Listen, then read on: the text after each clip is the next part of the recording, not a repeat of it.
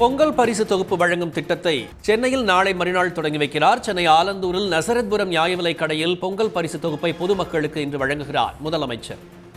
தமிழ்நாடு முழுவதும் அரிசி குடும்ப அட்டைதாரர்களுக்கு 3000 ரூபாய் பணத்துடன் பொங்கல் பரிசு தொகுப்பானது வழங்கப்படுகிறது.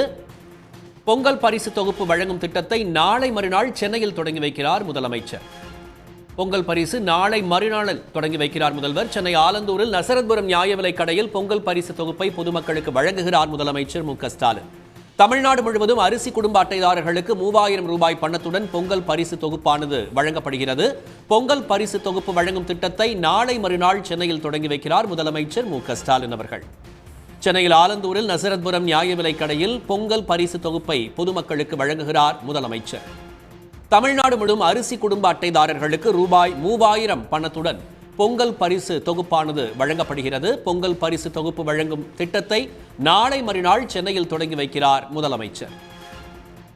சென்னை ஆலந்தூரில் உள்ள நசரத்புரம் நியாய விலைக் கடையில் பொங்கல் பரிசு தொகுப்பை பொதுமக்களுக்கு முதலமைச்சர் வழங்குகிறார். தமிழ்நாடு முழுவதும் அரிசி குடும்ப அட்டைதாரர்களுக்கு 3000 ரூபாய் பணத்துடன் பொங்கல் பரிசு தொகுப்பானது வழங்கப்படுகிறது. பொங்கல் பரிசு தொகுப்பு வழங்கும் திட்டத்தை நாளை மறுநாள் சென்னையில் தொடங்கி வைக்கிறார் முதலமைச்சர் மு க ஸ்டாலின். உடனுக்குடன் செய்திகளை தெரிந்து கொள்ள சன் நியூஸ் பெல் ஐகானை கிளிக் பண்ணுங்க.